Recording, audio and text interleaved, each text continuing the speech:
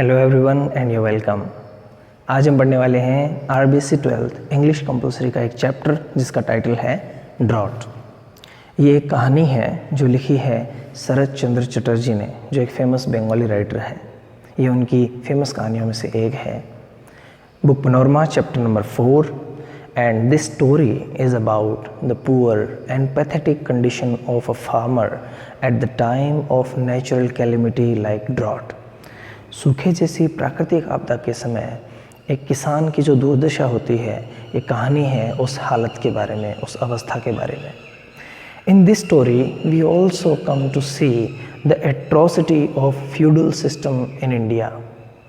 भारत में एक ज़माने में सामंती व्यवस्था हुआ करती थी, जिसमें जितनी भी ज़मीनें हैं वो ज़मींदारों के अधिकार में होती थी और हमारे किसानों को ज़मीनों पर खेती करने के बदले में किराया देना पड़ता था। लेकिन किसानों के साथ वो सामंत कितना अत्याचार करते थे और वो कितने निर्दयी भी हो जाते थे कभी कभी, ये भी इस कहानी में हमें देखने को मिलता है। तो चलिए शुरू करते हैं कहानी। और सबसे पहले बात करेंगे इस कहानी के मेन कैरेक्टर्स की।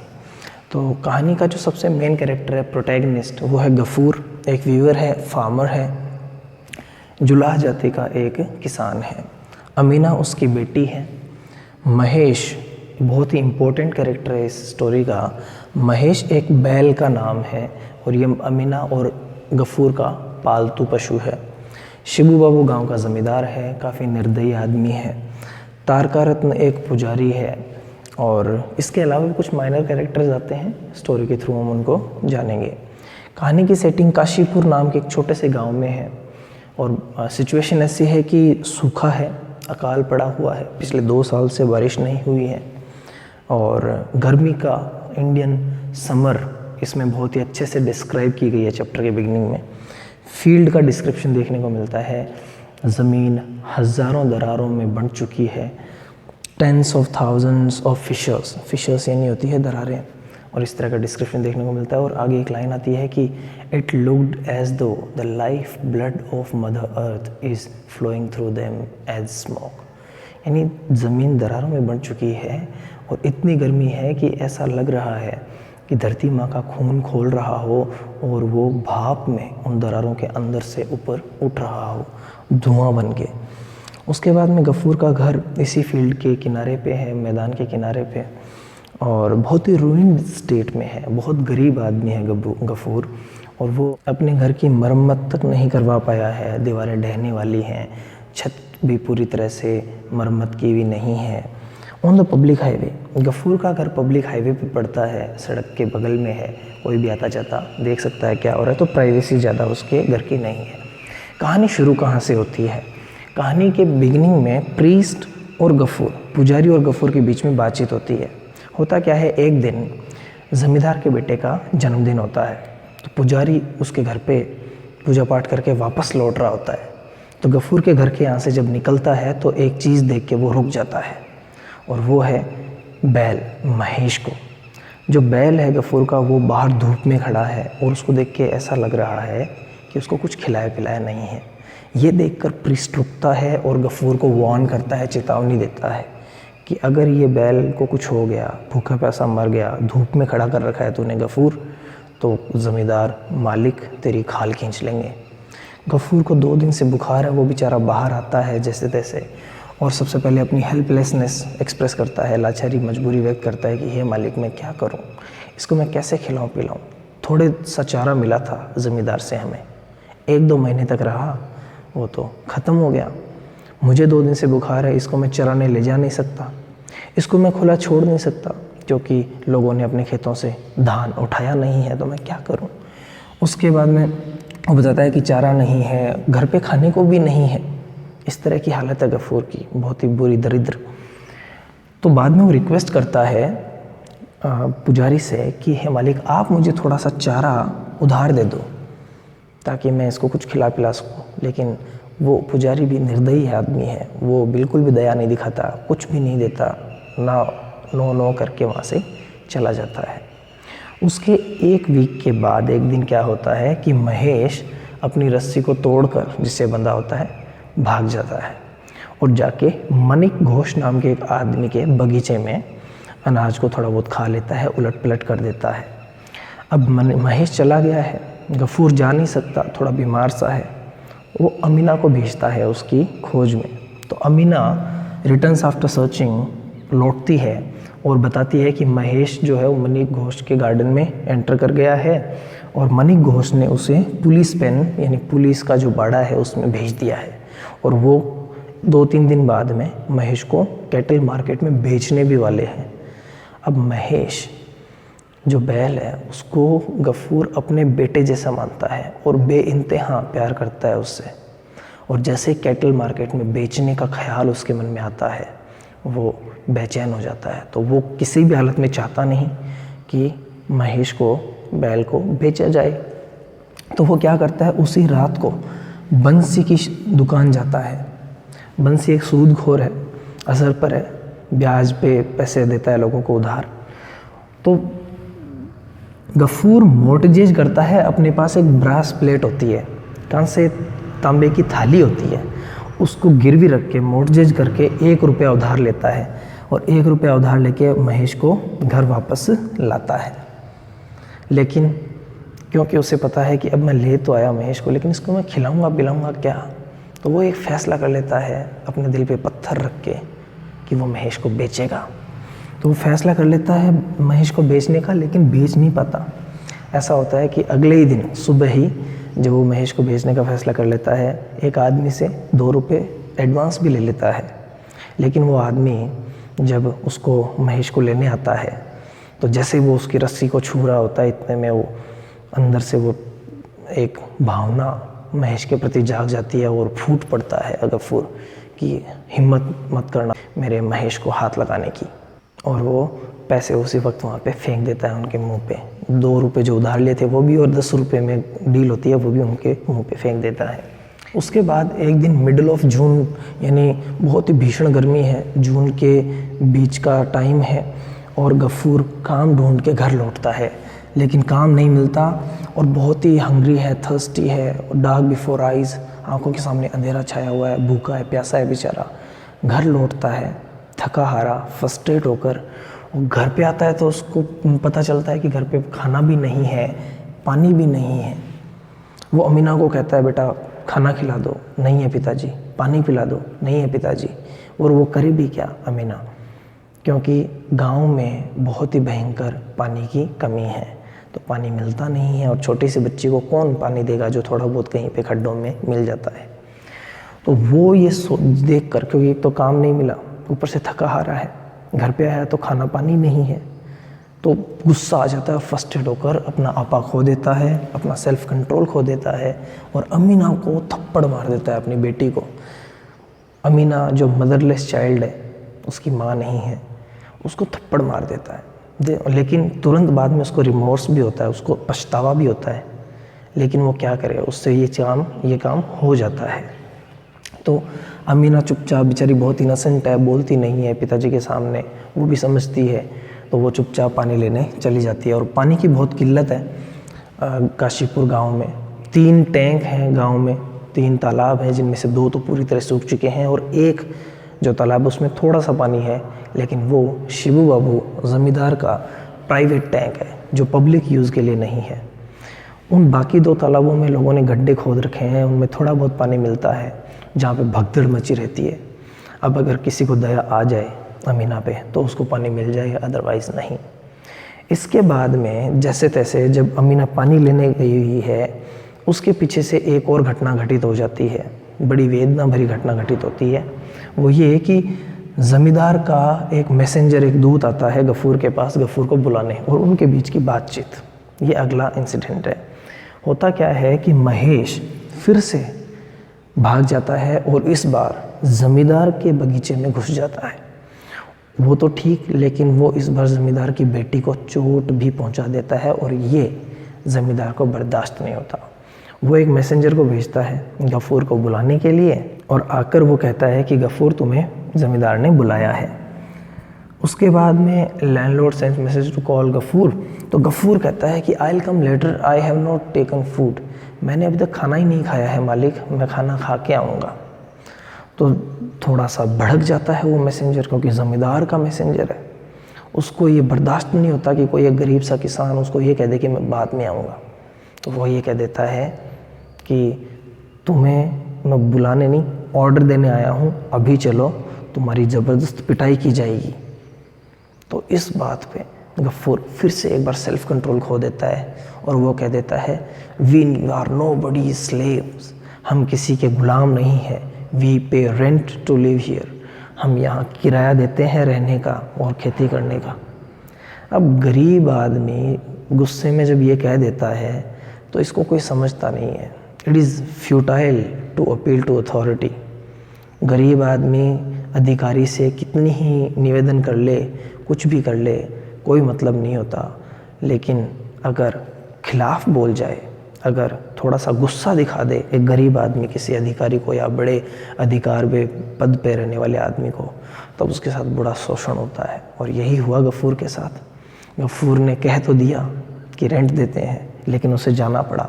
और जब गया तो उसको बहुत बुरी तरह से पीटा गया, उसको बहुत ज़बरदस्त सज़ा दी गई। जब वो लौटा तो उसके रूडली टू हिम, और जब वो लौटा तो Gaffur goes and returns with swollen eyes and face. उसका चेहरा सूजा हुआ था, उसकी आंखें सूजी हुई थी, इतनी बुरी तरीके से उसको पिटा गया गफ्फूर को। और आके वो क्या करता है, कुछ नहीं कर पाता बेचारा, आके घर पे कोने में बैठ जाता है चुपचाप, सहमा हुआ सा, बेसुध होके। इसके बाद एक लास्ट सीन इस कहानी का बच गया, जिसके पॉइंट्स हम लिखते हैं जल्दी से।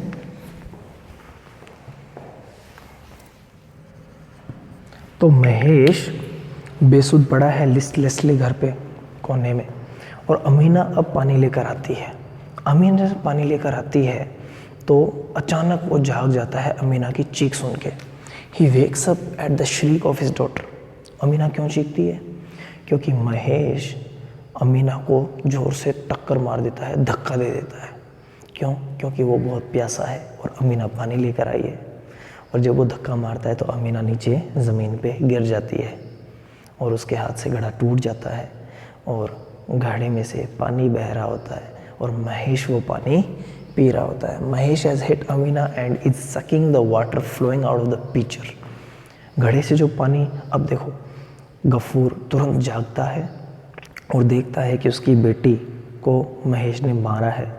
वो ज़मीन पे पड़ी हुई है और वो थोड़ा सा जो पानी लेकर आई थी, महेश वो पानी पी रहा है। और थोड़ी देर पहले महेश की वजह से गफ्फूर को बहुत ही अत्याचार झेलना पड़ा है, उसकी पिटाई महेश की वजह से हुई है। तो ये सारी बातें उसके दिमाग में आ जाती है। वो अपना फिर से सेल्फ कंट्रोल खो देता है।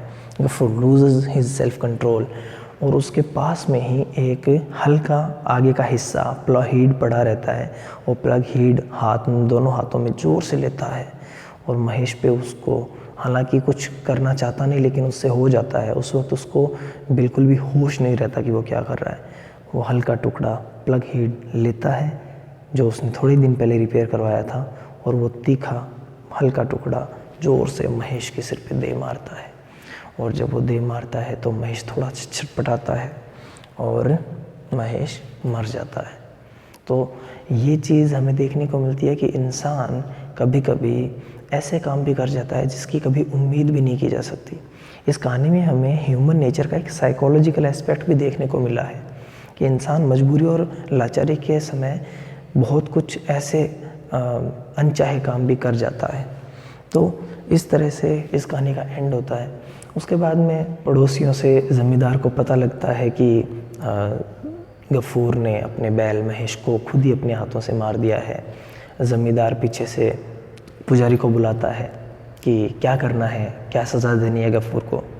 लेकिन उसी रात को, फैसला तो अगले दिन होना है, उसी रात को गफ्फूर और अमीना को गांव छोड़ना पड़ता है। वो मजबूर हो जाते हैं क्योंकि इतना अत्याचार, ऊपर से उनसे गलती भी हो गई।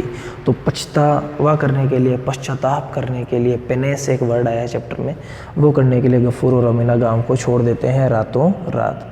तो इस तरह से हमें देखने को मिलता है कि एक ज़माना था जब सामंत व्यवस्था थी, फ्यूडल सिस्टम था, जहाँ पर किसानों के साथ बहुत ही दुर्व्यवहार होता था, उनको बहुत एक्सप्लॉइट किया जाता था। और साथ ही साथ कभी कभी प्राकृतिक आपदाएं आ जाती थीं जिनकी वजह से उनको और ज़्यादा दुख झेलने पड़ते थे। खाने तक के लिए घर पे राशन नहीं था, पीने के लिए उनको पानी नहीं मिलता था, ऊपर से लोगों के अत्याचार। तो इस तरह से हमारे देश में बहुत से किसानों ने अत्याचार सहे हैं जो इस कहानी में हमें देखने को मिलते हैं। इन पॉइंट्स को आप नोट कर सकते हैं, क्योंकि एज अ समरी आप कभी भी अगर आप इस चैप्टर को पढ़ेंगे तो ये पॉइंट्स आपके डेफिनेटली काम आएंगे। और अब बढ़ते हैं क्वेश्चन आंसर्स की ओर। So these are the question answers. Question number 1, many a time Gafoor was forgiven by the landlord, why? Gafoor को क्यों माफ़ कर देता था लैंडलॉर्ड? तो सबसे पहले गफूर वॉज पुअर पर्सन, वो एक गरीब आदमी था। And second, he begged for landlord's forgiveness, वो जाके माफ़ी मांग लेता था। So he was forgiven, often forgiven by the landlord, उसको माफ़ कर दिया जाता। The zamindar sometimes has pity on Gafoor, हालांकि ज़मींदार एक निर्दयी आदमी था, लेकिन कभी कभी गरीबों पे वो दया कर देता था। सेकेंड क्वेश्चन है, describe 2 times when Gafur lost self control. वो 2 ऐसे कई बार चैप्टर में वो सेल्फ कंट्रोल होता है, लेकिन वो 2 इंस्टेंसेस बताने हैं। तो one day Gafur came home tired hungry and thirsty, थका हुआ, भूखा और प्यासा आया। Found no food and water at home, घर पे खाना पानी उसको नहीं मिला। He lost his temper and slapped Amina, उसने अपना आपा खो दिया और अमीना को थप्पड़ मार दिया। क्वेश्चन में सिर्फ इतना ही पूछा है कि कब उसने सेल्फ कंट्रोल खोया। ऐसा भी पूछ लिया जाए कि उसने क्या किया सेल्फ कंट्रोल खो के, तो ये चीज़ अपने काम आ जाएगी। Second, when the messenger talked रफली और रूडली टू हिम, दूसरी बार जब मैसेंजर ने बहुत बुरी तरीके से बात की थी तब ही lost his self control.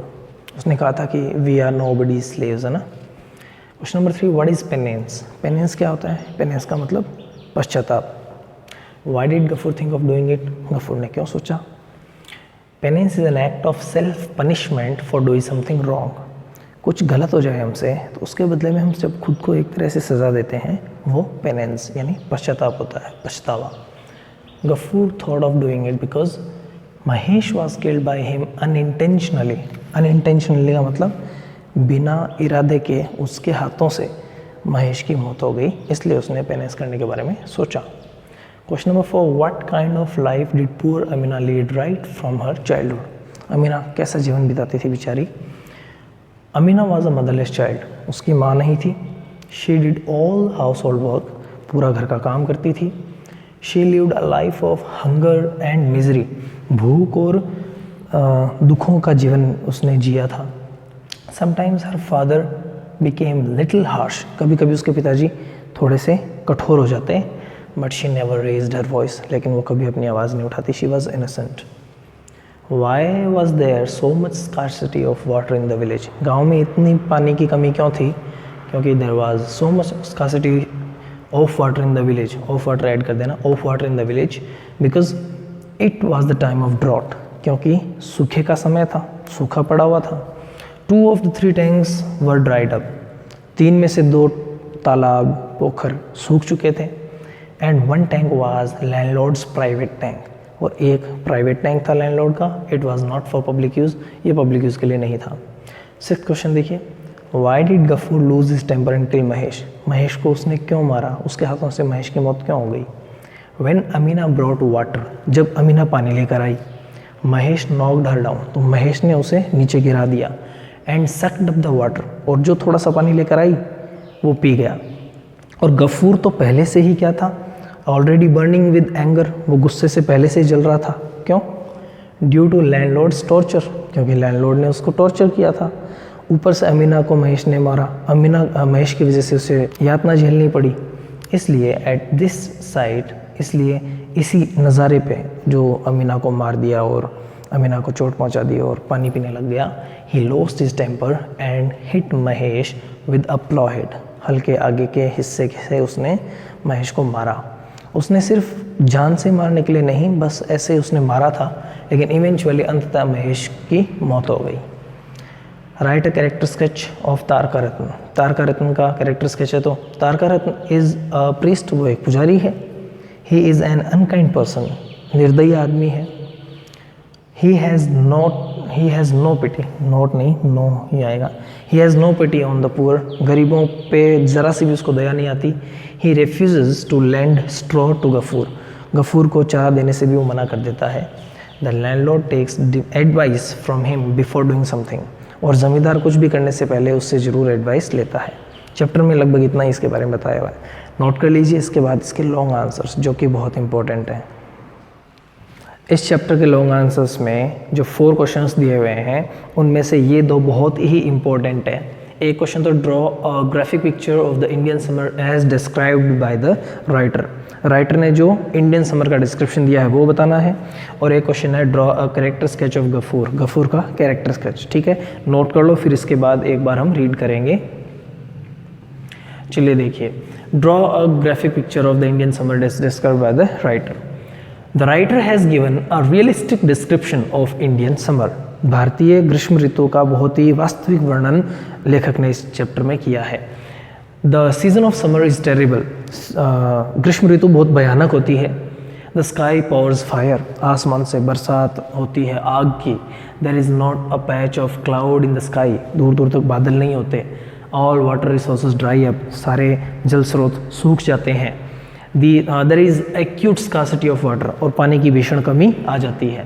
There is no grass in the fields for animals to graze. जानवरों के लिए बिल्कुल भी चारा नहीं होता चढ़ने के लिए खेतों में। The animals remain hungry and thirsty. भूखे प्यासे रहना पड़ता है। There is not a trace of mercy anywhere. कहीं पर भी रहम का कोई नामो निशान नहीं होता।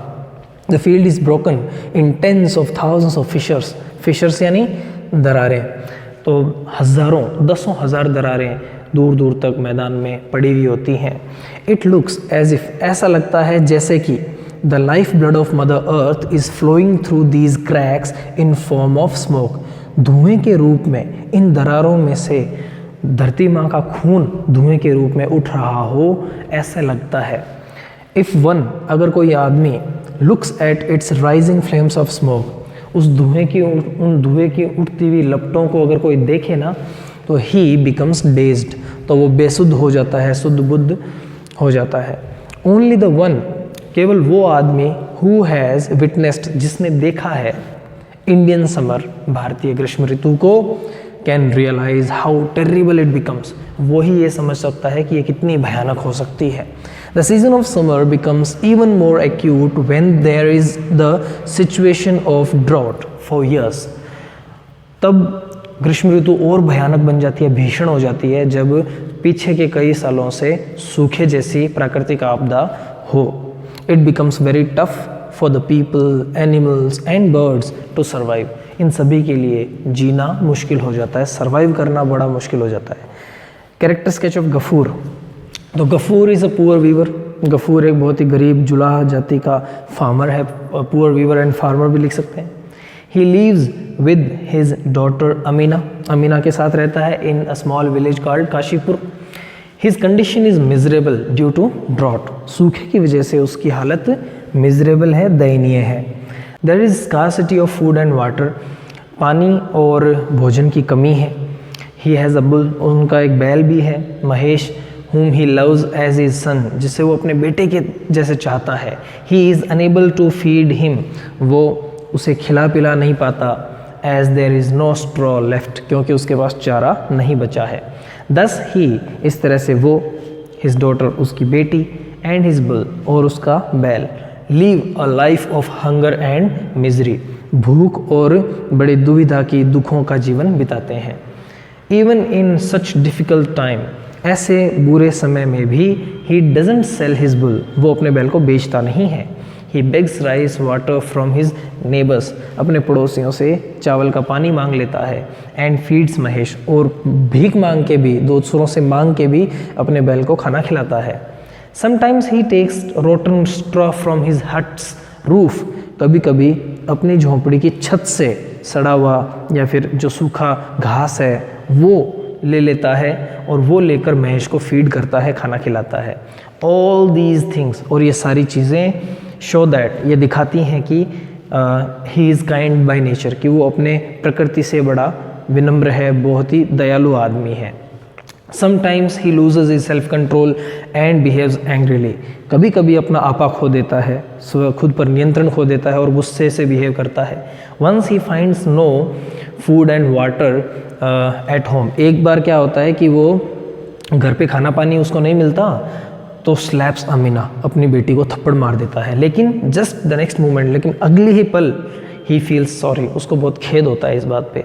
द अदर टाइम, एक और बार ऐसा होता है कि he talks rudely to the messenger of the landlord, ज़मींदार के दूत से वो बहुत ही बुरे तरीके से बात करता है। एंड एज अ रिजल्ट, और परिणाम स्वरूप उसको he gets harsh punishment from the landlord, उसको बहुत ही बुरी पनिशमेंट मिलती है, सज़ा मिलती है, उसकी पिटाई की जाती है। देन इन एंगर, और बाद में गुस्से में ही हिट्स महेश, वो महेश को ज़ोर से मारता है। हु डाइज एट लास्ट, और उसको मारने से वो मर जाता है।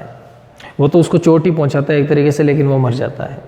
Thus Gafoor is a victim of circumstances, परिस्थितियों का शिकार होता है Gafoor. Though he is a loving, honest and hard working person, हालांकि गफूर एक बहुत ही प्यार करने वाला, बहुत ही विनम्र और बहुत ही हार्ड वर्किंग, बहुत मेहनती आदमी होता है। Situations make him appear a bad person, बस हालात उसको बुरा आदमी दिखने पर मजबूर कर देते हैं।